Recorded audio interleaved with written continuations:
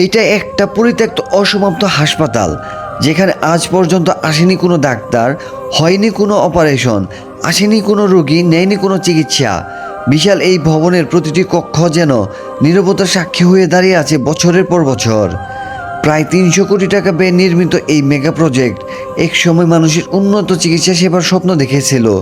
পরিকল্পনা ছিল আধুনিক সুযোগ সুবিধা সম্বলিত একটি হাসপাতাল গড়ে তোলার, যেখানে হাজারো মানুষ চিকিৎসা সেবা পাবে। কিন্তু সেই স্বপ্ন আজও বাস্তবে রূপ নেয়নি। ফলে কোটি টাকা ব্যয় নির্মিত এই হাসপাতাল এখন পরিণত হয়েছে এক পরিত্যক্ত ভুতুড়ে দালানে। চারদিকে নীরবতা, খালি কক্ষ আর অসমাপ্ত কাজের চিহ্ন যেন জানান দেয় একটি অপূর্ণ স্বপ্নের গল্প। কইতেছিলাম আমির ইকবাল হাসপাতালের কথা, যেটি টাঙ্গাইল জেলার মির্জাপুর উপজেলার ওয়ারশি পাইকপাড়ায় অবস্থিত।